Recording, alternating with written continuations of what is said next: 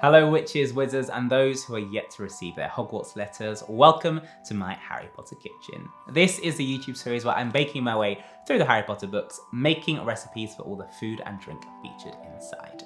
If you missed last week's recipe for our magical steak and kidney pie, make sure you check out the link down below in the description to catch up. But it's Magic Monday, so we've got something new for you.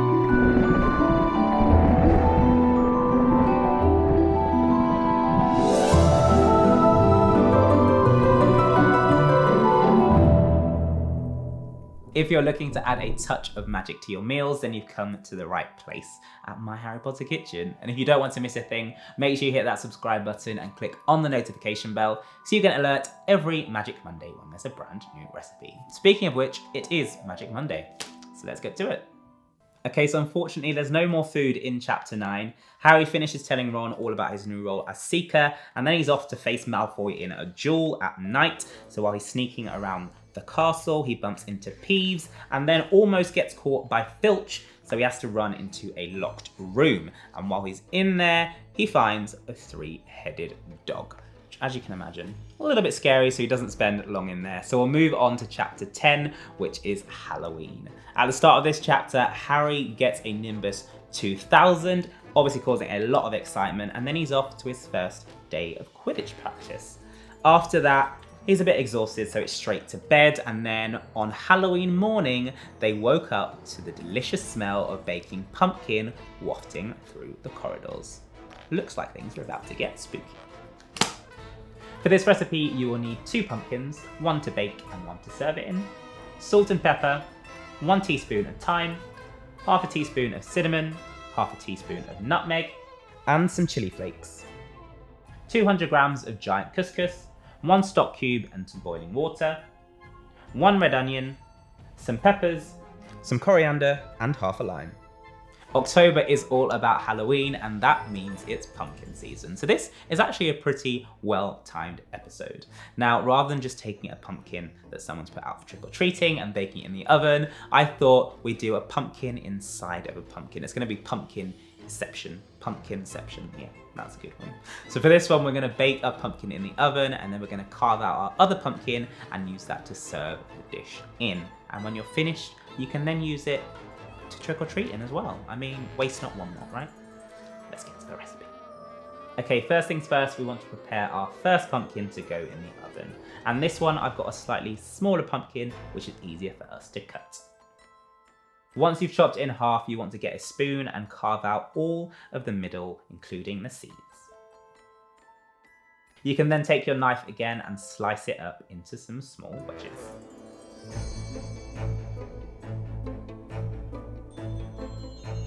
Once all your pumpkin is chopped, you can get your baking dish and lightly drizzle some oil in before placing your pumpkins on top. I'm also going to roughly chop an onion and add it into the pan along with some cloves of garlic for added flavour. We're then going to season this with our salt, pepper, thyme, cinnamon, and nutmeg. Sprinkle over your chili flakes for an added kick. Once all your seasoning is on top, you can give them a good rub to make sure they're nice and evenly coated, and then this is going into the oven at 180 degrees Celsius for 25 minutes.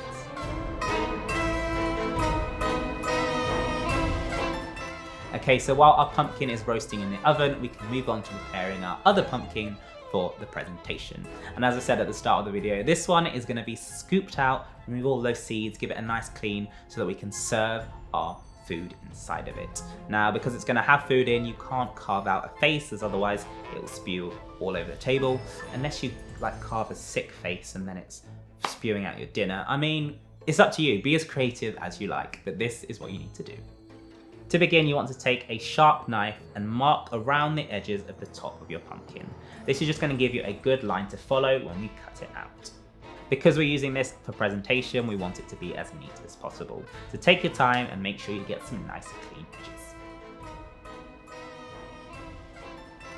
Once you've removed the center of the pumpkin, it's time to scoop out all of the seeds from the inside. You also want to make sure you remove all of those fibers so we have a nice smooth inside.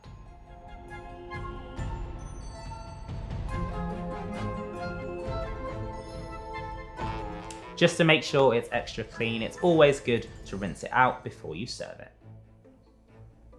If you're not serving it straight away, then a quick trick is to wrap it in cling film and pop it into the fridge so it stays nice and fresh. So we're not just going to put pumpkin inside of pumpkin because that would be, well, pointless. So we're going to make a couscous salad for this one, and instead of using the normal couscous, I've actually found giant couscous, which I feel is something that a wizard would definitely do just to make their food a lot bigger and tastier. So these are a lot bigger, they have more consistency and texture to them, and they're going to absorb more flavour from our stock. And then we're also going to add in some onion, our pumpkin and our peppers to add some extra flavour. To make your giant couscous, all you need to do is add it into a saucepan along with your stock and water and bring it up to the boil. Allow it to bubble away for 10 to 15 minutes until it's nice and cooked but still al dente.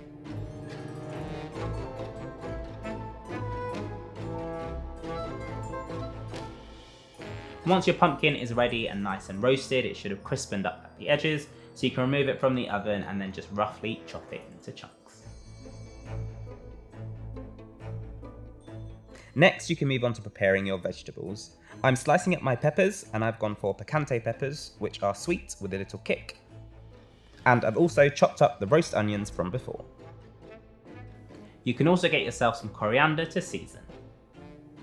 Remove your couscous from the heat and strain off any excess water, and then all you need to do is add it into a bowl along with the rest of your ingredients. Season your couscous with salt, pepper, oregano, and nutmeg. Squeeze over the juice of half a lime and stir through. And as you'll notice, it does resemble our Hogwarts houses.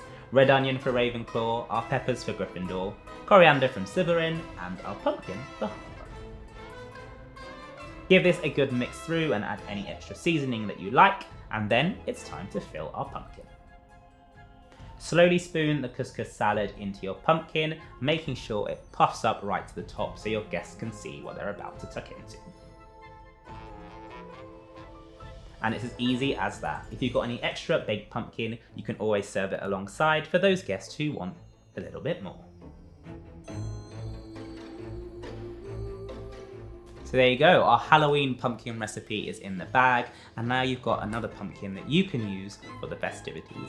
Let me know down in the comments below, are you dressing up for Halloween? If so, what are you going as? Maybe the troll in the dungeon? I don't know. That's all for this week's recipe, but if you want to see more from my Harry Potter kitchen, make sure you hit that subscribe button and click on the notification bell so you get an alert every Magic Monday when there's a brand new recipe, and I'll see you there.